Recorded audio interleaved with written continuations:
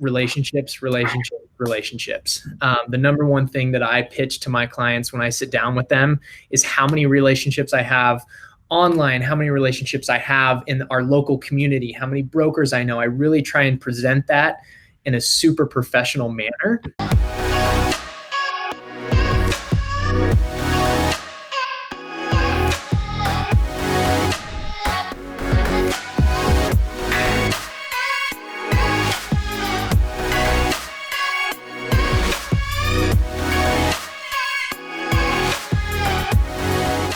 Hey everybody, today we are getting into it with Blake Hagett, one of the most amazing people to follow online. So we'll put all his links in the bio. Definitely go and check him out. He is a commercial real estate pro. Absolutely phenomenal watching him kind of go through the process of what he does in his day-to-day. But he's more than just a commercial real estate agent. He's an entrepreneur. I guess you could call him a social media influencer as well, because I can't turn on a social platform without seeing him.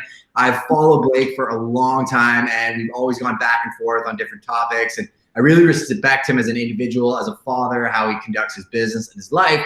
So we're going to be digging into a whole pile of how he does what he does and really answering the questions that we know you guys want to hear. So I guess, Blake, if I was going to ask you a question, about your origin story, you got bit by a spider, you turned into Spider-Man. I guess, how did that all happen? You know what? Great question, Justin, and thanks for having me on today. Appreciate the intro, man. Whew. You really teed me up for a home run today. But origin story, I started off in the real estate business, after I witnessed my family have a lot of success in the business. And I saw so many holes in commercial real estate when it came to social media, digital marketing, all of that stuff, because it's such a kind of an older demographic that's in the commercial real estate industry. It's outdated. It's a little bit slower, much slower than the residential world. So, kind of how I got started was I witnessed and worked in my family business, changing light bulbs, ceiling tiles.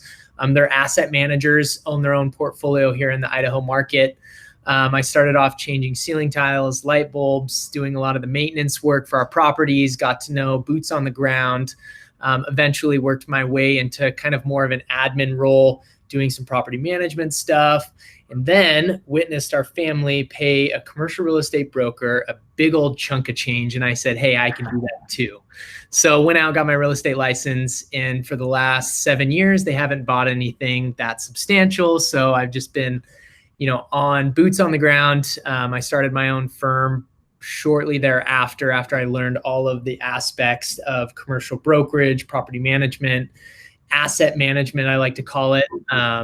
And so I've been kind of doing that for my family as a client, as well as clients across our Boise market. I also have a media company that I've kind of tucked into that commercial brokerage aspect, because I've seen huge success from using that and utilizing digital marketing and social media to influence and grow not only my footprint, but my brand's footprint.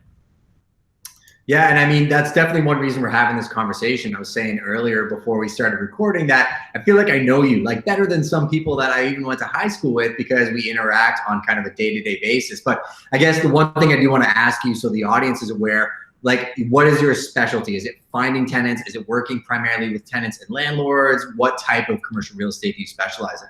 Great question. So I kind of do a broad spectrum. Our market's much smaller, so I haven't gone super deep in specializing in, let's say, the tenant rep world or the property management world. I kind of do a broad spectrum. I found somewhat of a narrow lane in the retail world. I do really like specializing in tenant representation, and for a few reasons. One is I'm not only their commercial real estate expert, finding them the best location in town, I also consult them on social media. So I've kind of tied those two things together to really stand out as an expert in my market. Is I'm not only finding them the best viable real estate location for them, I'll also kind of carry them on as a client and help mentor them, their employees, on social media, how to market their business, especially in times right now.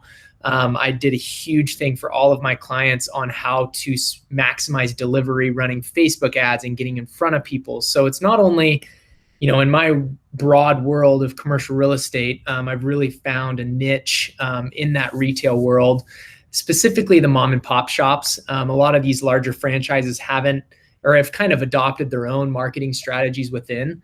But I really focus on those, franchisees, mom and pop shops that have 2 to 4 to 5 locations is kind of where I focus a lot of majority of my time. I absolutely love that. I mean, you hit on a couple points there. We're doing something very similar in that space where, there's a couple components I want to break out for the audience. People think, well, I need a commercial lease. I'm just going to call the sign on the building, call the landlord, and work out a deal. Isn't that how it's done? I think education is a big piece of what we do. Explaining to people that they want tenant representation. It's paid for by the landlord, so it's free. The landlord's actually technically paying for a tenant to negotiate against themselves, which is hilarious. But I think you identified a couple holes in the industry there, and you hit the nail on the head on the other side where, I think the role of a commercial tenant advisor is changing in a dramatic fashion. Like, not only are you looking to get the best deals done for your clients, but you're going a step further, consulting with them on business because you know how to get attention, you know how to grow business. Not only is a commercial space a billboard for a client, which is definitely part of the conversation, you get them a good deal, but then you're actually helping them get customers because you have a vested interest in their success. And I think that's been missing in the industry for a long time is here you go, here, sign the checks.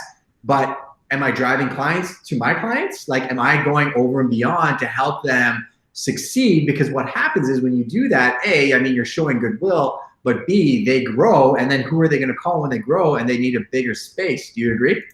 100%, man. That's exactly, you broke it down even a step further to how I view not only my business, but the commercial real estate industry as a whole is, I wonder how much longer it's going to be where you just help a tenant sign a lease and then you kind of get removed for 3, 5, 10 years. Who knows? So it's like providing that extra value.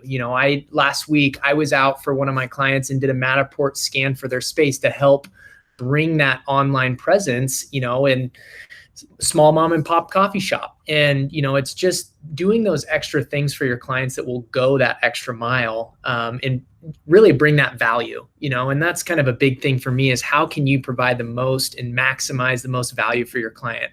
Obviously we've become experts in our space for commercial real estate, especially me, for knowing the market, knowing the best locations, where can they drive the most traffic? Is this intersection better than that intersection? And you gain that from not only being in our market or learning the market, but it's taking that value a step further and really providing them kind of a digital real estate experience for them to, further that, that business outreach for them. And so I've seen a lot of success in that. That's awesome. I'm going to throw in another question here and ask you, how do you translate that information to your tenants? Like, how do you let them know that your services are available and that you even do what you do? Because I think, again, going back to what I said earlier, tenants don't even really know we exist, right? That's part of the interesting thing about our industry.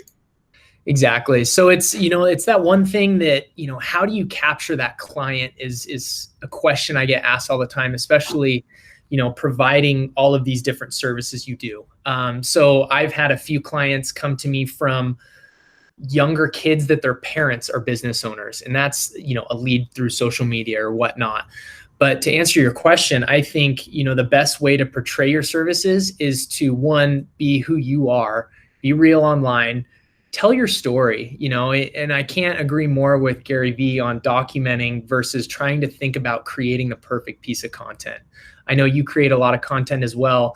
I tend to get caught up sometimes in saying, rather than telling my story about what I do, I always start to overthink it sometimes and say, well, I've got to make this perfect piece of content to go to this, super focused customer that I'm trying to reach, rather than just saying, hey, I was out and prospecting today and I went and stopped into 3 retail businesses and talked to 3 owners and told that story, usually is 9 times out of 10 way more effective. So I would say just making sure that your services are aware, or your customers are aware of the services you provide. And then, similar to what you were saying a minute ago is, that client can turn into 5, 10 clients, so quickly if you do a really good job and provide that massive value. And it's really cool that you're thoughtful about it as well, right? I think the big trend that I see amongst like the sphere of people that we all know is that ability to look in the mirror and then kind of know what you're good at, know what you're struggling with, and then just try and change the things that you feel like you're struggling with. We spoke earlier again about like administrative stuff and how we all get bogged down in paperwork and whatnot. And when you're not doing that, going into stores, talking to people, going to NHL games, whatever that looks like, you're actually not really generating the same amount of business as when you are going and doing those things. Like in our world, more than not, you'll find that people will tend to do business with people they like. So like you're having a conversation with a dude about fishing. Oh, and then by the way, my lease is up for renewal. Can you do something with me, right? Like that's typically where I find the best quality tenants. And I guess that leads into my next question is, how do you prioritize and qualify tenants when those conversations come up? Because we all know that there's a big gamut in the industry. There's people that just want to shop every single listing agent and get information from you and go direct to the landlord and cut you out, versus guys like that it's a slam dunk. They trust you. Like, what's your qualification process look like? You know what? That's a great question you asked, Justin, because I'm in this intertwined battle against myself right now. I've always been raised and taught, always say yes. So I've been kind of a yes man. My first 4 or 5 years in the business is taking anything that, heads my way. I'm working through a deal right now that's just an absolute nightmare. I've been working on it for 9 months. It's a referral from a residential agent. So I've never been one to think it's about the money, but it is about the time. And I think what's so important about that is I can go back and say, okay, I've spent 100 hours on this deal or whatnot. And is it worth my time? I won't know that for 3 to 5 years, because can this one deal turn into 5 more? I don't know. So that's the hesitation I have sometimes with that funneling process of, is this going to be a potential client or not? And so I'm kind of in an inner battle with myself, like I mentioned a minute ago, about, how to really focus on, is this client going to be a potential lead, or, can they provide 3 to 5 leads for me down the road? And so I'm, I don't have an answer for you, because I don't know the process. Well, it's interesting because it's like, you never know who it could be. And I get my very first deal in the industry, and this is like the coolest thing ever. So my first deal ever came through a friend of mine, close friends. I played softball with them for years. And they reached out and said, oh, we need help with a renewal on our space, small dance studio here in our local market, and I'm like, this is great. This is my first deal that I'm ever been exposed to outside my family. Let me help negotiate their renewal. Luckily, they came to me 8 months in advance. And so we had a chance to, let's vet some other properties, let's use this leverage, whatnot. Come to find out, I still haven't been paid on that deal. It's been about 4 years now. It was a renewal deal. But 2 leads came from that, and those turned into better relationships and grew from that. So right out the gate, when I got into the brokerage industry, it was such an interesting thing to see such a small deal turn into such a profitable relationship, I would say. And so, that was what's really held me back from really getting a detailed process. Now I'm getting better at saying, okay, these guys aren't ready, to shop for space, versus, okay, these guys are qualified, they're on location 2, 3, 4, 5. And so it's kind of, I don't have a perfect answer for that. Yeah, no worries. But at the same time, it's, so important to pay attention to, what your client's needs and wants are. So. No, that's a great answer. Honestly, I think you touched on a couple points there. I mean, really, one of my favorite things about you is you're not a salesman. Like, you're an actual human being. You like what you like. You showcase your family. You do a lot of different things. And I think the most successful salespeople are the people that are just themselves. And in the long run, people realize that you're not just trying to game the system and get them to close on a deal that you think is trash to get a paycheck. We all know that that happens in the industry, and those people usually crash and burn or garner that reputation for themselves. So I think there's 2 parts of that the audience can kind of dissect and say, like, you don't want to necessarily monetize every single person that walks in your door. You want to focus on the relationship. You want to grow the relationship. You want to advise people on what's right. Now, the other side of that coin is, from a qualification standpoint, or just from like a business operation standpoint, you only have so many hours in your day, and it's okay to really have those conversations with your tenants and clients and say, where are you at in the process? Like, if we spend 6 hours looking at properties, are you good with finding the perfect property and signing a deal? Or when you get to signing the deal, do you have to talk to the board and go through like vetting out if you can sign a deal right now, or if it's a year away? And I think people avoid those questions because they're just scared of getting a no or offending the client. But quite often, I think you and I can agree, when you talk to people very directly, respectfully, you're saving them time, you're saving yourself time, and you're furthering the relationship, especially in our world. Because I mean, I'm sure you deal with the same thing in the commercial world. You deal with some monsters that everybody kind of tiptoes around them. And when you're actually just a real human to them, you become their guy. Have that ever happened to you? Oh, totally, man. And it's like, you bring up such a good point, because, getting directly to that decision maker sometimes can be difficult. But at the same time, if you forego that initial relationship, then the whole deal will blow up anyway. So it's kind of like, I think it's an art form in our business, residential, commercial, whatever industry you're in. It's really getting to know that client. And, it's so funny. I was taking a CE class yesterday for my darn license. And, you go through these questions about how to negotiate a client, if a client's acting this way and that way, and how to navigate that whole situation. It's really interesting. And I think that it becomes, for those, I think there's two people in our industry. There's that salesperson that's just grind, and they push you over the ledge to get deals done, which it does work. Yeah. It does work in our industry. And then at the same time, then you have that other person that's more relatable and really not salesy, but they're really personable and can really connect with that client. And, either way, there's no wrong choice there. But at the same time, I think you really have to figure out what type of person or mold you're going to fit in, because I think in the real estate world, you're kind of one of two people. You can't be, everything. And I know me personally, I'm not a salesy guy. I lose deals because I'm not pushy enough sometimes, and I'm just too much of a nice guy. But I'm not going to change who I am to try and do business a way that I don't feel comfortable doing it, So it's pretty interesting to see how our industry works, and then working with others and really getting to know that client versus, that landlord negotiation or seller negotiation, and how to tiptoe through that. It's such an art form, and it's fascinating to me. It's fun for sure. And I think we're going into a relationship age. Personally, I mean, that hardcore sales mentality still works. You're 100% right. And if you're a grinder and that's your thing, do your thing. I think that the crux of this conversation is really do what feels right to you, and don't try to be somebody you're not. Going back to that conversation with the landlords, another case study or question that our team wanted to ask you was, how do you showcase value to your landlord, right? You know what your value proposition is. I know they probably grind you on rates like everybody else, or you're going to do a deal and the first thing they try to discount is the commission. How do you come in confident, to the landlords that your value prop is there, or to the tenants for that matter, in terms of how hard you're going to fight with them and become a profit center for them versus an expense line. And then you're just another agent in the sea of brokers when they can hire Uncle Jimmy to do it for 30 cents a square foot.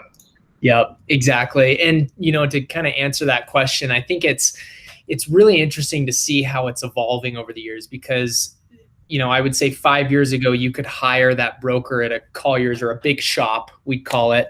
Sure. And, you got what you paid for, because they have all the back end marketing. They have all the back end stuff that makes you feel comfortable hiring them as a broker. Now, when I come knocking on your door, you're like, okay, what's your website look like? That's probably the first thing they're going to do, or they're going to Google us. So, step one is making sure you're online, as well as your marketing materials and stuff like that is, top notch, I would say.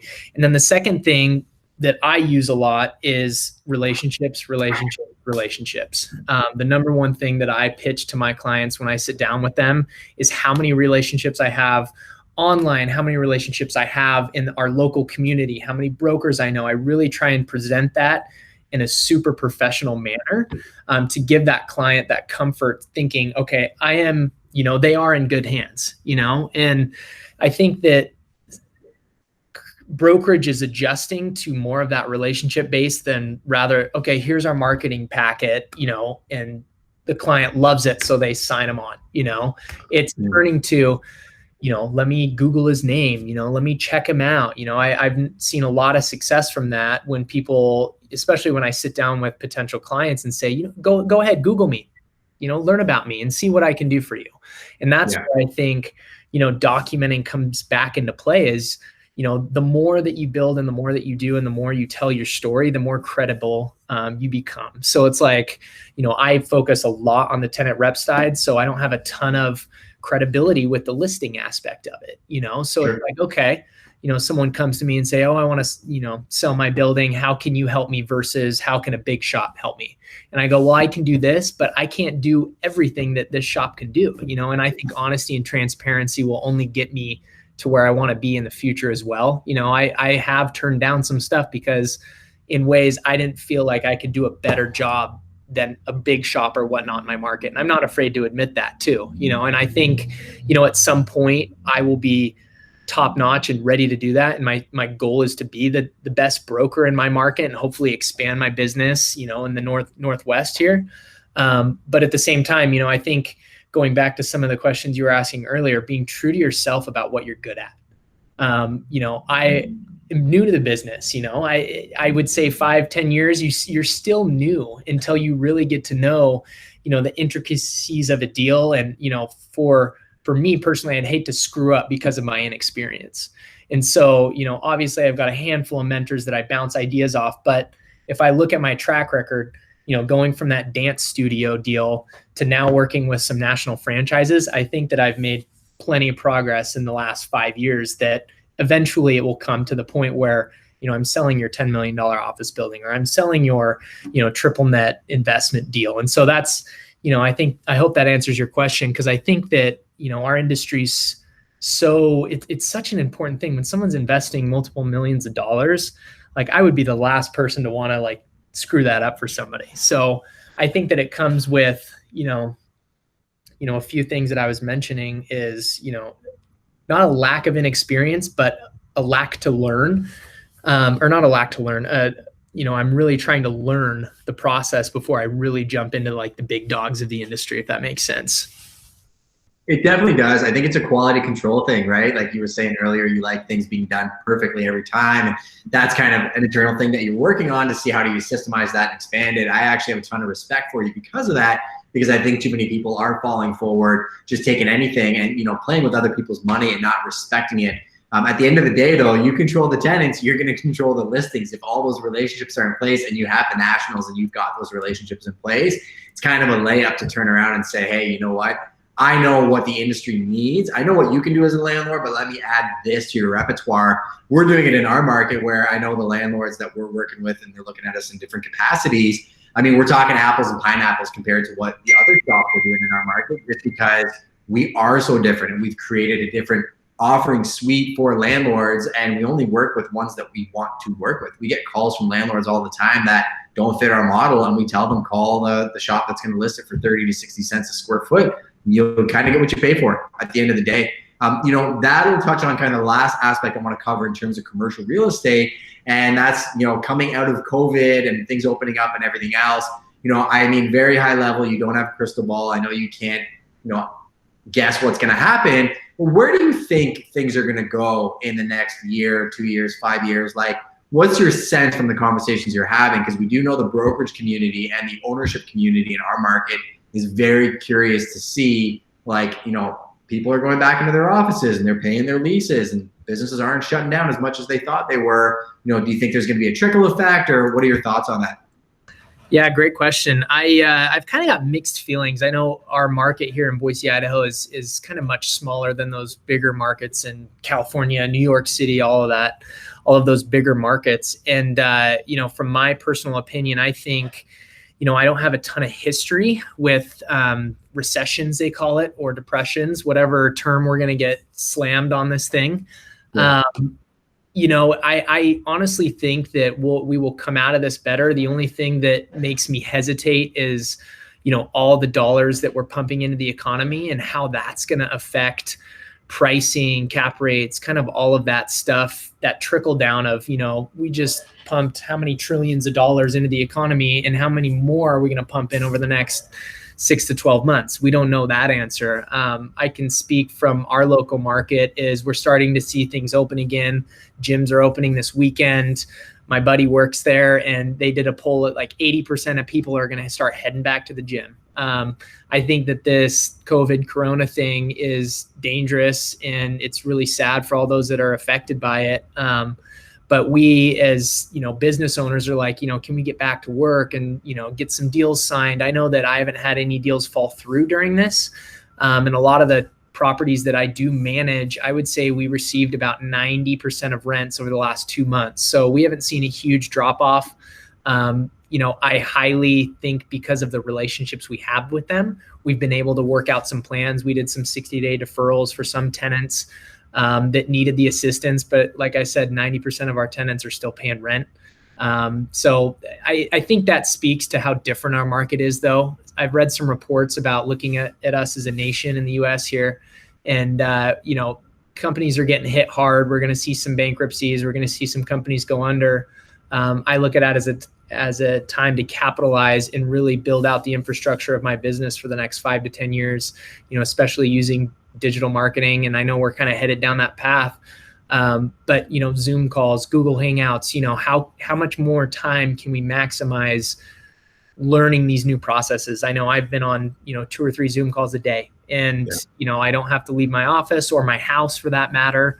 I think things are going to change pretty substantially. I think it was just gasoline on the fire at this point for business owners to adopt this new era and wave of how to build a presence online, as well as how can they work digitally and maximize and accomplish the same things they were doing before. It sounds like you are the perfect hybrid for any tenants or businesses that are looking for representation moving into this kind of new world. I've kind of seen the same stats. I said 1,000%. I agree with you. It is a dangerous thing, and there's a lot of people that are going to be affected. So my heart goes out to all those people. And there are going to be businesses that close down and are closing down. That's a fact of life. We have seen a lot of larger corporations that don't have that one-to-one relationship with some landlords just flat out say, we're not paying you. Hopefully we can be your tenants on the way back. And we've seen other people that have kind of banded together and looked for community support. I do think that we're going back to that generation of, going as hyper local as you can and really supporting the communities that you're in. I've got memberships at gyms and stuff like that. Never even thought of canceling because I know these people so well. I've sold them houses. I work out there. My friends have jobs there. It just goes so much further than just a transaction. But you kind of laid it up perfectly, because I want to transition very quickly into a short synopsis on the social media side. I was following you for a while through mutual connections. Shout out to Jay Ciano, Chelsea, Jamie Dodds for helping me find you. But what I noticed after following you for a while, I'm like, oh my gosh, this guy's actually got a massive audience. And I hate to coin the term influencer, but you do have a very big platform, I guess. First question is, why do you think it's important to utilize social media in the digital age? So, the best way that I can put this is it's a way to communicate and maximize your time. I would say, in the olden days, you'd put your face and name on a billboard or a bench seat and whatnot. And maybe 10,000 people drive by that thing a day. On social media, you can create a piece of content that lives forever. 1, 2, you can get hundreds of thousands of views in the matter of a day. People have the ability to engage back with you if they liked it, if they commented, if you brought value to them, they can tell you that. So I saw, those main things is a way to communicate, build relationships. When I first got started on social media, it was after college. I didn't have Twitter. I had a little Instagram account through high school and college. And, I go back 7-8 years from now, or back 7-8 years. And I told myself, I said, okay, I'm getting into this older demographic of an industry. How can I be fresh, new, and gain the attention as well as the recognition in a short time rather than spending 10, 15 years in this industry? And shout out to Jay Ciano, because he's been a great mentor to me in ways of seeing, he understands, him and I both talk a lot about how we do things, what's working, what's not working. And he has 20 years in the business. I'm 5-6 years in, and I've seen him do it effectively. So it's kind of pairing that together. And, when I first got on, I said, okay, when someone searches the hashtag or the target line, commercial real estate on Google, on YouTube, anywhere on the internet, I want to be the first face that comes up. So what can I do to get there? And obviously the Instagram channel was the best way for me to get there quickly in the first few years. Every post I do, I'd run a $2 or $3 ad to it. Make sure I hashtag commercial real estate, commercial broker, kind of all those things. You go back 3-4 years ago on Instagram, and for $2 or $3, I could reach 50,000 people. Now I put $2 or $3 on a post and it's like, oh, you can get 20 to 50 people to view it. And I'm just like, oh man, I should have spent more money because I would have had an even larger audience. But, to kind of wrap it in a nutshell is you have the ability to create and build and sustain relationships online without having to go to coffee with someone. Yet a big thing for me is every relationship I have online, I make a really strong effort to connect with that person. Jay Ciano, all of those people you named earlier, it was after I met them digitally, I needed to make that face-to-face to confirm that relationship in a way. Yes, I have relationships all across the country. Do those relationships bring me business? Not necessarily, but they've been a great resource for me, especially being younger in the industry, for questions, for mentorship, saying, hey, how do you do this? Oh, you're doing social media too? Okay, how does it work for you and your business? One of the greatest tips of advice is, Facebook prospecting for mom and pop shops. How many times do you send them a DM saying, hey, are you looking for a new location? And 9 times out of 10, it's the owner of that company running that Facebook or Instagram page. So it's little things like that that have kind of snowballed. And I would say 50% of my business comes via a social media touch or a relationship or a trust point. So it's kind of those 3 things that come out of social media for me. And the reason why I use it, it's not everything because not everybody uses social media. I can tell you that probably half of the larger national clients, you're not going to reach out there, maybe through a LinkedIn real estate manager by chance, but those guys get bombarded at this rate. So it's been I think it's going to be an evolving process over the next 5 to 10 years to really see the effects of it. And, I look back 5 years and say, was it worth it? Oh, 100%. And I think that everybody has to start with one channel, get really good at it, and then broaden your eyes slowly, because you can get, you're like a deer caught in the headlights when you see all of these people doing well on social media. Okay, it's like, how did they get started? I started with one channel, got really good at it, knew it. Okay, widen my audience to Facebook and LinkedIn, and then kind of just continually grew from there. That's a great breakdown. I really, really appreciate that. And I think one point I want to make is you're great from a personal standpoint, right? Like, you're not hiding behind your screen, which I think a lot of people hide behind email and social media, and that's all they do, and they're not developing their tangible one-on-one skill sets. I think you got to be a hybrid. Like, you have to have 2 swords in your sheath. You have to be able to go online and realize this is an effective method of communication. People were joking back in 2012, I'll never have a Facebook account. Then it was, I'll never have an Instagram account. And now it's, I'll never have a TikTok account. And look what's happening on that platform. If you're not in the digital conversation, you're not going to be in the conversation in 10 years. But I think it's not an excuse not to do the basics. The other question I had, you kind of answered a little bit, that $2, $3 ad thing is absolutely genius.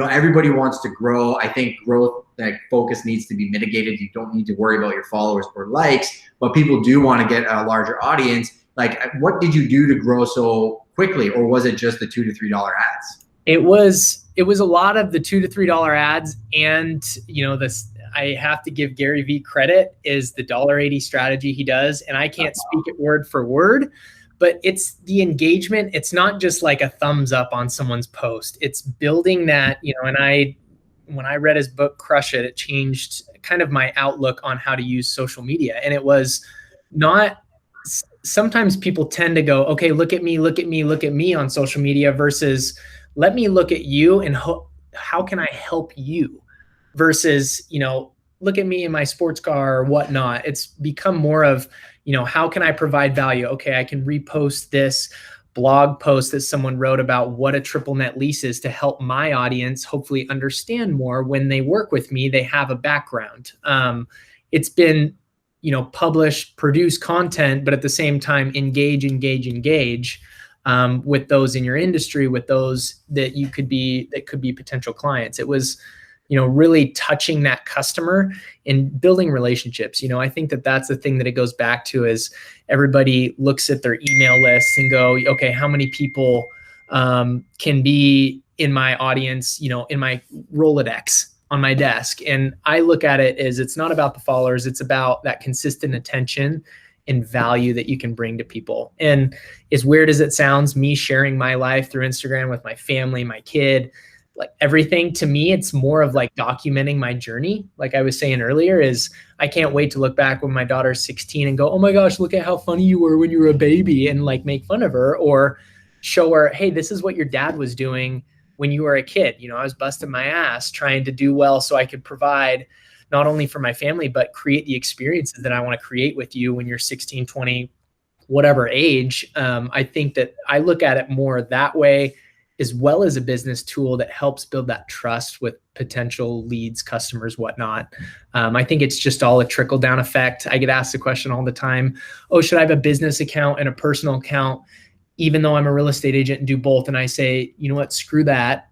Have one account, be you, and people will follow you for that. You have to be aware, though, at the same time, is not putting too much pressure on yourself, because sometimes I do it. I tend to get caught up and go, oh, I need to produce the content that my followers want to see, rather than just tell the story of, oh, guess what, today I'm in my shorts and I've got my blue light blocker glasses on and I'm chilling at the office, you know? And I think that that's where, as you start to gain an audience on social media, you have to be cognizant and aware that you will hit some roadblocks with your creative aspect of posting or engaging, and don't judge yourself too hard on that, you know? And, you know, I go in and out of it every few months. It's like, oh, I had a week where I didn't post anything, but that's okay, you know? And you see 17,000 people didn't unfollow you because of that, right? I think exactly. I was looking at something this morning about a guy that's got 1 million followers, and he was saying the exact same thing. He's like, what happens is a lot of times these channels or platforms grow so quick. It's like a band, right? Their first record's the best because they made it in the basement of their house and it was just them and a couple of amps, guitars, whatever. But then they started thinking, oh my gosh, I'm so scared of losing this, or everybody's going to unfollow me unless I give them what they want, that the audience is like, well, that's not who you are. And then they actually lose it because they kind of get too far away from who they are. So that was absolutely amazing. The last question I want to ask you is, you know, if you had a billboard that you could put up with simply one message for everybody, whether, you know, it's a personal thing that you want to address the community, whether it's real estate related, whatever, you know, what's that first guttural reaction, what you would just tell the world today? Oh man, that's a tough one. That's kind of a loaded question because I've got so many fun sayings that I could tell you, but I'm going to bring one back to my grandfather that taught me when I was really young. It's not only creating financial freedom and wealth for yourself, but the reason why he worked so hard in his career is because he wanted to say, I want to do whatever I want to do whenever I want to do it. And I've taken that with me, you know, every day. I have a little saying in my office that has that on a little plaque because, you know, I want to have the ability to do what I want to do any day and any time I want. If I want to take 2 p.m. off and go work out today or whatnot, you know, those other hours is why I work so hard and why I put and push so hard. I think the younger generation tends to not understand, you know, true hard work. You know, I was never in a hard labor job, but mentally I've pushed myself to say, okay, you know what? The first 2 years in the business, I didn't play golf once and I didn't go skiing, which are two hobbies that I love to do. And I said, you know what? I'm going to put this on the shelf for 2 years. And I can say in that first 2 years, I progressed 5 years in business because I was spending that 4 or 5 hours on a Friday afternoon at the office rather than on the golf course. Yet there is some time for that, to be honest with you. I've, you know, loosened the reins on that a little bit, but I look back to that time and say, you know, you have to sacrifice at some point to get to where you want to be, and wherever you want to be, that's up to you. You know, it's no one else's decision. If you want to drive nice cars or have fancy houses, it's not all about that. It's where you personally want to be in life. And so that's my one thing that I'd leave with all of you guys is find out what you truly want, strive and work hard towards that goal. That's amazing. You know what? I think that's so important. I think people look at podcasts or they look for YouTube. They're looking for inspiration, but they need to understand that what works for me doesn't necessarily work for you. What works for you might not work for them. It's about carving your own path, but getting a community of people that are really, really going to support you in your journey. And that is my final kind of comment. I just wanted to give you, you know, the opportunity to get the audience to where you're at. You know, where can I send them? Where's the best place for them to find you? And I will send them all there right now. Best place is Instagram. I respond to all the DMs that I get. Sometimes when people send DMs, they drop into some junk folder or whatnot, and it's hard to find them sometimes. But I tell people, DMs are usually the best thing that I respond and get back to people with questions, answers, scheduling calls, all that fun stuff. Instagram DMs, you can also follow me or email me. I also get back to those, but DM's the easiest way to get a hold of me. Awesome. Thank you so much, Blake. You're an absolute beast, and I'm glad we took the time to do this. Justin, thank you so much for having me today. I appreciate it. Awesome, dude. Take care.